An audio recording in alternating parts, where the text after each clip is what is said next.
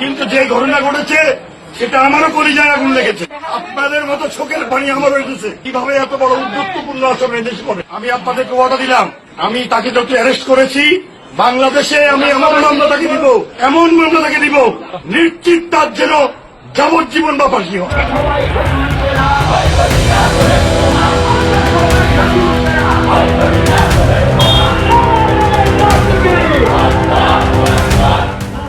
ইউনূসের বাংলাদেশে অব্যাহত সংখ্যালঘু নির্যাতন, নেই কোনো বিরাম, নেই কোনো বিচার, চলছে জোর যার মুলুক তার নীতি।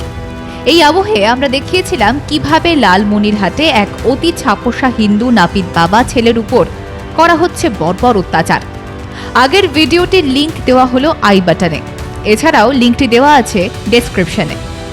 এই ভিডিওতে আমরা দেখাবো সামনের ঘটনার পিছনের গল্প, আর একই সঙ্গে দেখাবো বাংলাদেশে নির্যাতিত সংখ্যালঘুদের অপরিসীম দেশপ্রেম ও লড়াকু মানসিকতা।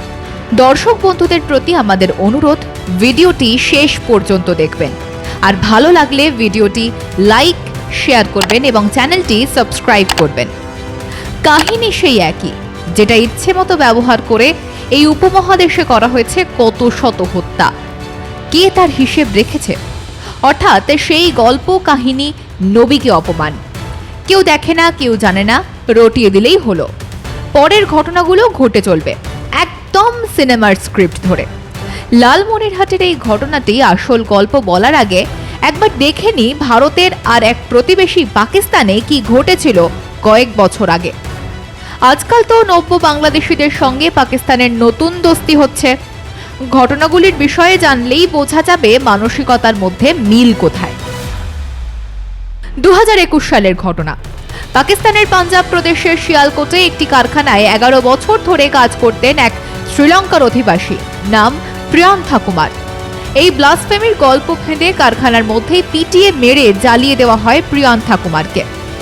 তিনি নাকি দেওয়াল থেকে একটি পুরনো পোস্টার সরিয়েছিলেন, তাও সেটা তাকে করতে হয়েছিল কারণ সেই দেওয়ালটা সারানোর দরকার ছিল। আর কারা তাকে মারল? যারা 11 বছর ধরে চেনে সেই লোকটিকে, যারা কাজ করেছে তার সঙ্গে। হায়রে মনুষ্যত্ব, হায়রে বন্ধুত্ব, হায়রে বিশ্বাস।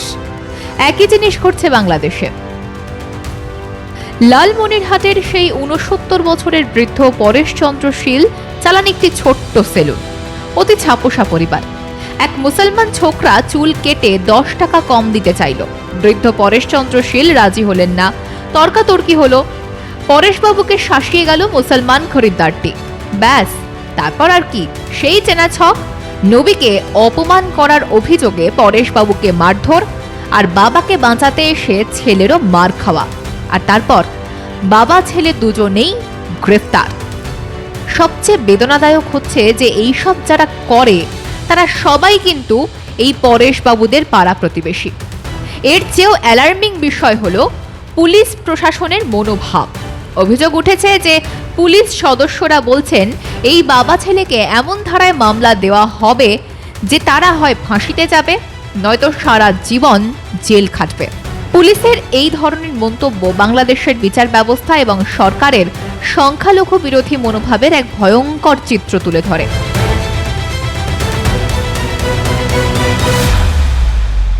কিন্তু যে ঘটনা ঘটেছে সেটা আমারও কলিজায় আগুন লেগেছে।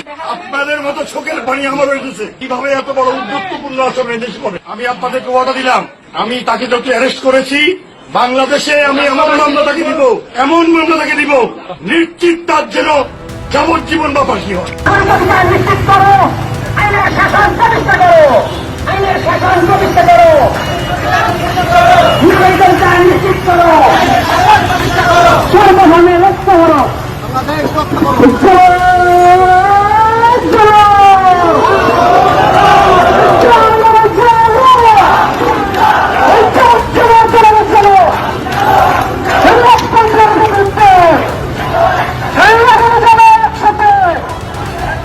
কিন্তু এত প্রতিকূলতা সত্ত্বেও বাংলাদেশের হিন্দু সমাজ রাস্তায় নেমে প্রতিরোধ করতে পিছুপা হচ্ছেন না। লালমনিরহাট ঘটনার প্রতিবাদে বাংলাদেশের হিন্দু ছাত্র সমাজ রাস্তায় নেমেছে। তাদের এই আন্দোলন বাংলাদেশের সচেতন সমাজের প্রতি একটি বার্তা যে এভাবে চলতে থাকলে দেশের ভবিষ্যৎ সত্যি অন্ধকারে নিমজ্জিত হবে। ইউনূস সাহেব, সাধু সাবধান, এখনো সময় আছে, শুধরে যাও। ব্যুরো রিপোর্ট, মাধ্যম।